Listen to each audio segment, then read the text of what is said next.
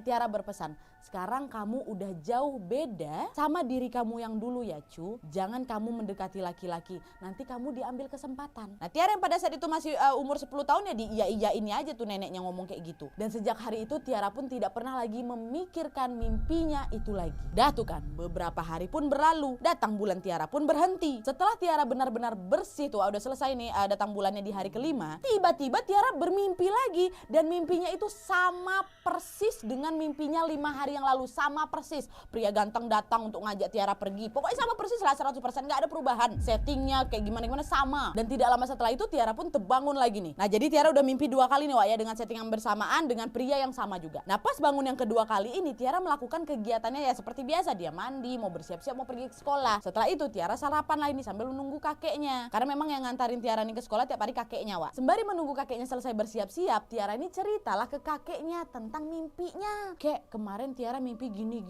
ceritainnya tuh detail. Nah kakek Tiara yang mendengar cerita Tiara pun waktu itu cuman ketawa aja Wak. Beliau waktu itu bilang, itu cuma mimpi nak, lelaki kan punya mimpi basah, wanita pasti juga punya mimpi basah, kata kakeknya. Nah Tiara yang mendengar pernyataan kakeknya pun langsung teringatlah akan pelajaran di sekolahnya, dimana gurunya pernah menjelaskan kepada Tiara bahwa akan datang akil balik kepada anak-anak seusia kalian. Nah Tiara yang mendengar pernyataan kakeknya dan juga teringat akan penjelasan gurunya tentang akil balik itu, Wak, langsunglah merasa malu. Ih masa bahas kayak gini sama kakek gitu kan. Nah jadi semenjak itu Tiara udah gak pernah lagi menceritakan perihal mimpinya ini kepada siapapun Wak. Gak kepada mamanya, kepada bapak tirinya atau neneknya, tidak. Jadi memang betul-betul sekali itu aja lah Tiara ini cerita, dan itu pun ke kakeknya. Karena apa ya? Karena Tiara ini malu, mimpi basah kok diceritain ke orang gitu kan. Nah bagian sini ingat Wak ya, Tiara hanya pernah cerita sekali aja, itu pun ke kakeknya. Neneknya gak tahu enggak, karena nenek itu cuma masuk dalam mimpinya aja. Pas bangun Tiara gak cerita ke neneknya, pokoknya Tiara cuma cerita ke kakeknya aja.